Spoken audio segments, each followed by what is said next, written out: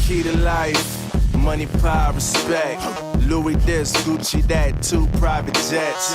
Big money, big business, watch the paper stack. Treat life like a game, it ain't pool, but I'm ranked.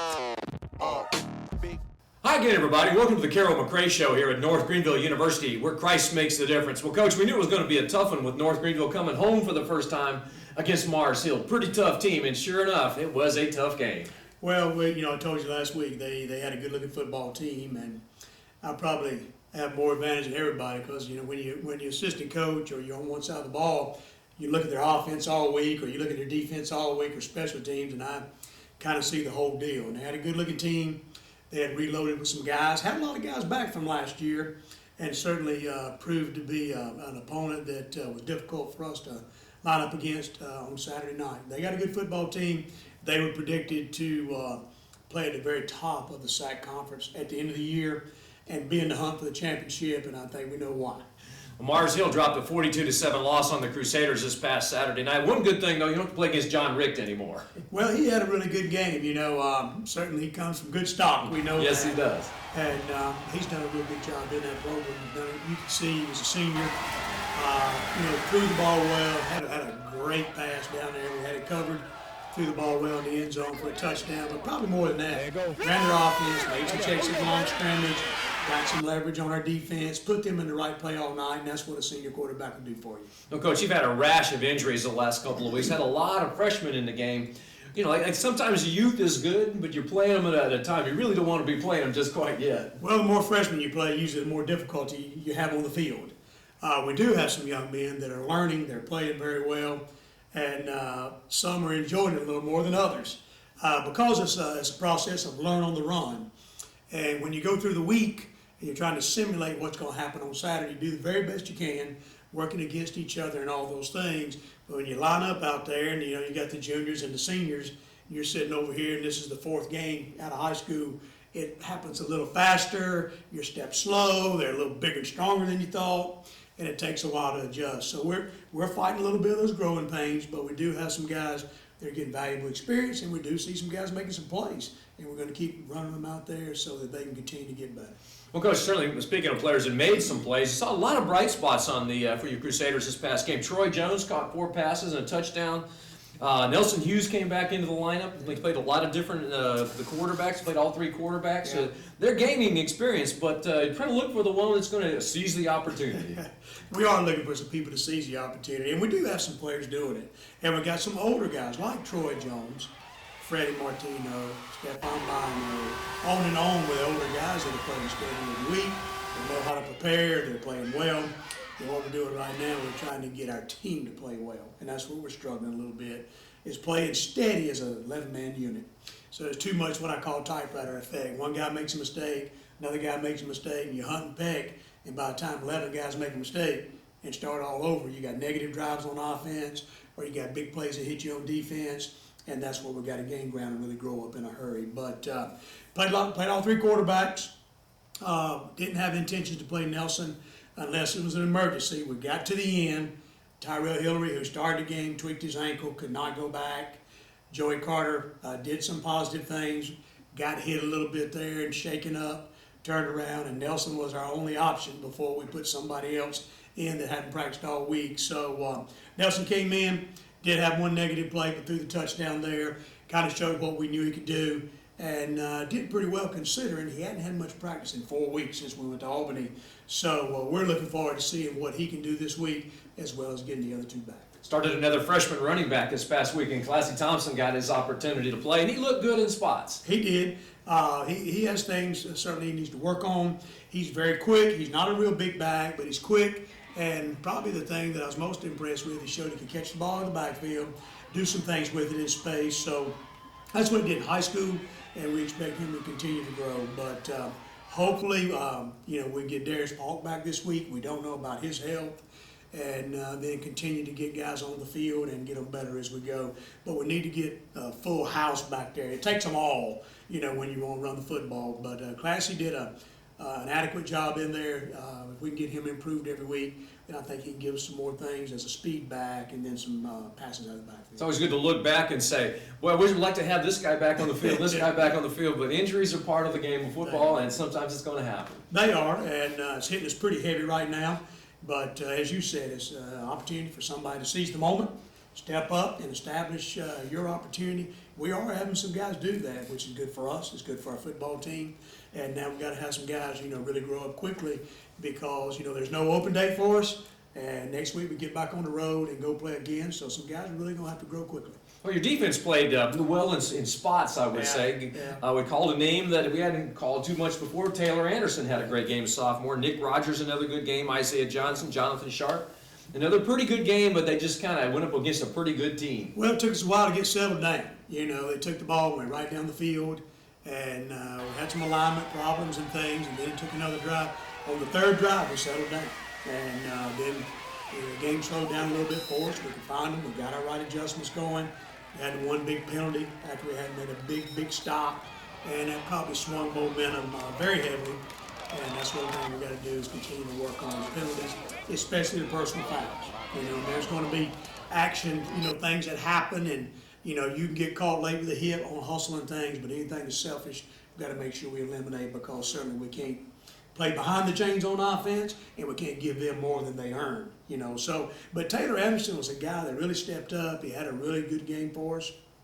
Started him at safety. He'd been playing outstanding on special teams, and he proved that getting on the field, playing within the defense, he settled down and really made some nice plays for us. He's one of the guys that seized his moment on this past week, and we're expecting great things out of him as we move forward this season. Well, Coach, I knew it had to be exciting to be home finally, and according to Sue Good, our ticket manager at North Greenville University, is one of the largest first-game crowds we've had in quite a while, so it had to be comforting to be back at home. Well, it was good. We didn't really know where to come out of the locker. I didn't, where to come out and all that kind of stuff, but we learned a lot. And I'd just like to say on behalf of our staff and our players, we appreciate the support. We appreciate the people that came to cheer for our young men, and that's what it's all about. It's the young men on the field representing the university. And I will say that we've had a lot of people follow us in the first 3 road games. Hope they'll go to Hickory this week. And, when I get an opportunity, I like to tell them I appreciate them coming to support our young men because that's what they need. Plenty of support as we go through these growing pains and move forward and get our first win. Well, Coach, your team has faced a lot of adversity the last couple of weeks. No one said it was going to be easy with 4 of your first 5 games on the road. But you guys have really fought hard trying to get through this and trying to become a better football team. Well, they really are. And we were pleased with most of our effort on Saturday night. And, it'd be easy when you get down not to play hard and not want to do the things coaches are asking you to do. Defensively, continue to chase the football, or offensively, go downfield and make blocks and take care of your teammates.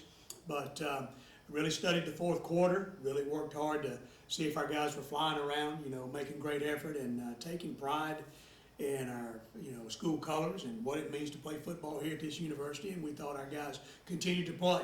And that's what you ask of a football team, that they continue to play, regardless of the scoreboard, up, tied, or down, so that we can try to get ourselves better, and they did that. And I really appreciate that out of our young men. Well, Coach, one of the big elements of college football is recruiting. You had a big crowd of recruits at the game this past weekend. Obviously, that's the future. So tell us about what some of the recruits you brought in. You can't specifically mention names, but you can talk about the crowd. Well, we did have a large group of young men come to look at our school, and it was an exciting night for us.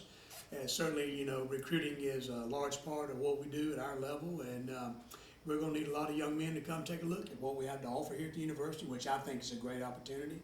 I think we have an outstanding university. We have a lot that we stand for that means all the right things.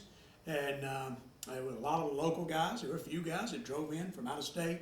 So it's going to take a lot of guys in this next recruiting class. We were a little late last year, got in here late in the process. So we've already started. It was great to see them show up. It was a great night for them to watch the Crusaders play. And I think they saw 2 things. I think they saw what we do, how we're going to do it, and I think they saw an opportunity down the road for some guys to come in and help us put this thing in a position we want to be in. Well, Coach, let's look back a little bit.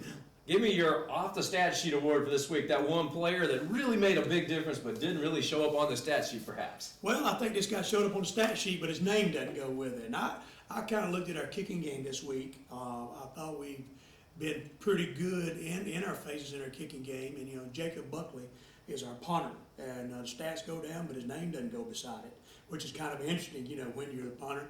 We ask our punter to do a lot. We rugby style kick, and then we kick traditional style as well. Kicked a couple inside the 20, one inside the 10. Put the ball where we need the ball to be placed against a really talented returner. And that's what you don't want to do, put it in his hands, and that's why we rugby kick. But I thought he did a real good job with location of the ball. He gave us an opportunity to have field position in our favor quite a bit, and I thought recognizing him would be a good day to do that because he did a good job. Well, Coach, looking ahead a little bit, got to go to Lenore-Rhyne next week, another SAC Alliance game, a team that's another pretty good team in the SAC. Again, 4 out of 5, your first 5 games have been on the road. Tell us a little bit about what you expect at Lenore-Rhyne this weekend. Well, another good football team. Several things. I think they were mentioned along with Carson Newman and Mars Hill, to finish at the top of the league because of who they have coming back. And then they had last week off, so they're rested and probably healed up and certainly looking for an opponent to come play. But they have a good football team. They pose difficulty, and the fact this will be one of our first opponents has been a true triple option football team. So we got to prepare in a whole different way than we did last week. And this league is very interesting, like a lot of leagues. It makes it fun. It makes it difficult. Play Tusculum, who's spread, throws it all the time. Come to Mars Hill, who's downhill, old school I football team. And now we're going to place a triple option football team. So got a lot of work to do with assignment football and defense. Offensively, looking at them, they've got several seniors on defense, really talented players, 2 real big front guys, a nose and a defensive tackle. So I think their coach has done a good job getting them in position through their recruiting process. Got some older guys, and now it's going to be interesting to see if we go up and match up with these folks. But I think our guys will be excited. Once you get over one, you got to look forward to 7 days down the road, now 5 days because the position we're in. So we're looking forward to another chance to go on the road and play a SAC Alliance team. Well, the Crusaders are on the road this coming Saturday to play at Lenore-Rhyne up in Hickory, North Carolina. Kickoff for that game is at 7 o'clock. If you'd like to follow the Crusaders, and you can't make the trip up to North Carolina, follow the Crusaders at our website, www.ngcrusaders.com. You can also follow the Crusaders on all social media, and Twitter and Facebook. So, Coach, I know that's going to be a good game. I know the team's looking forward to it, but got to look ahead a little bit. Next home game is against Newberry, who beat Carson Newman last week. So, got a couple good weeks coming up for you. Yeah, I think, I was talking to some coaches at Mars Hill, and they said, look, this league we're in is kind of the SEC of Division II. So I think we'll see a lot of SAC teams that we play in the top 20. What we want to do is close that gap, get ourselves back in the top 20. So each week we've got to come ready to go. It'll be a great challenge every time we line up. And I think Lenore-Rhyne will pose some of the same problems, difficulties, and some of the great opportunities that lie ahead. Well, it should be a lot of fun for your team. As we said, the next home game for North Greenville will be on Saturday, October 6th, when the Newberry Wolves come to Yount Stadium. 7 o'clock kickoff for that game. So for Coach Carroll Mccray, I'm Fred Battenfield, and this is the North Greenville Sports Network.